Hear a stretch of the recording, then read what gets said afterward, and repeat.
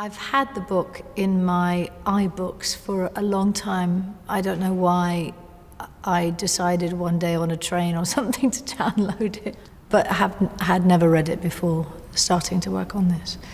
Well, I think because I'd heard daunting things said about the novel, I approached it with a certain amount of reverence and fear, and actually have been pleasantly surprised that it's incredibly readable and interesting and fascinating about real history. And I feel like I've learned quite a lot from it that I didn't know or didn't pay attention to when I was in high school or college, whenever I should have learned about it. Well, one of the things that Andrew is particularly good at is keeping the bulk of text and maintaining as many of the characters without amalgamizing them into one. With something as specific and detailed and long-winded as War and Peace is, you ultimately are going to lose some of those details that make it what it is. And that is a necessity almost in order to get it down to even something like 6 hours. But I guess that is in part what the job of the director and the actors is, to kind of fill in those gaps, not necessarily with words, but with interpretation and physicality and all that stuff that might normally be described on the page.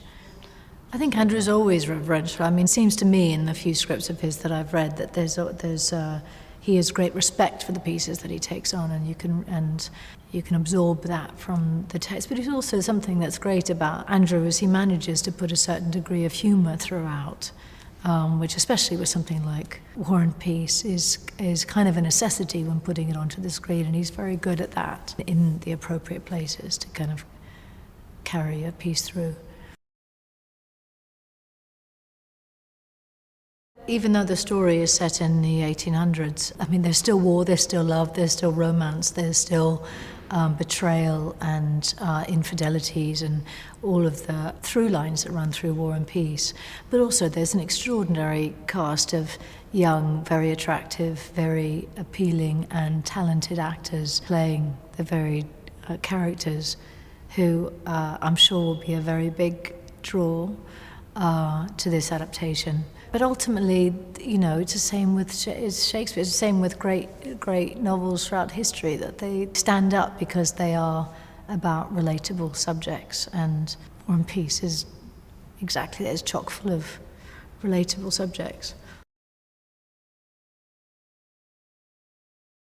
Anna Pavlovna holds salons during the course of the tale of War and Peace, where a good deal of the action takes place, and then goes on throughout the novel to be involved in various matchmaking situations, and she's always there around, throwing a ball here and there and having a few things to say.